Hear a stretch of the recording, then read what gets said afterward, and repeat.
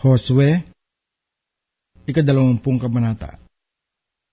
At ang Panginoon ay nagsalita kay Josue na sinasabi, magsalita ka sa mga anak ni Israel na sabihin mo, italaga ninyo sa inyo ang mga bayang ampunan na aking sinalita sa inyo sa pamamagitan ni Moises, upang matakasan ng nakamatay na nakapatay sa sinuman na hindi sinasadya at hindi kusa, at magiging ampunan ninyo laban sa manghihiganti sa dugo. At siya tatakas sa isa sa mga bayang iyon, at tatayo sa pasukan ng pintuan ng bayan, at magsasaysay sa mga pakinig ng mga matanda sa bayang iyon, at kanilang kukunin siya sa bayan na ipagsasama nila, at bibigyan nila siya ng isang dako, upang siya'y tumahan sa gitna nila.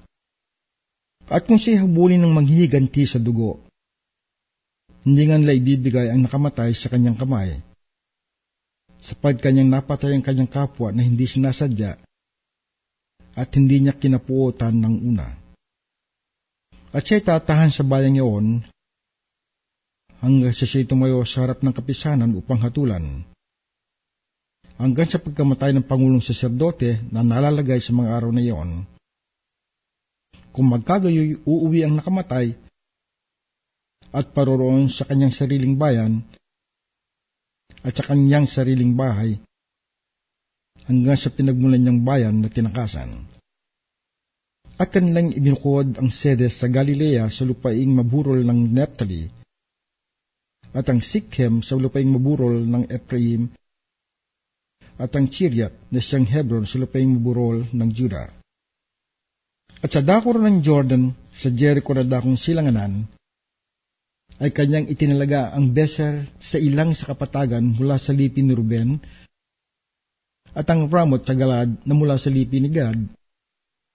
at ang Gaulon sa Basan na mula sa lipi ni Manases. Ito ang itinalagang bayan sa lahat ng mga anak ni Israel, at sa taga-ibang lupa na tumatahan sa gitna nila, na sinumang makamatay ng sinumang tao na hindi sinasadya, ay makatakas doon at huwag mapatay ng kamay ng manghihiganti sa dugo, hanggang hindi naharap sa kapisanan.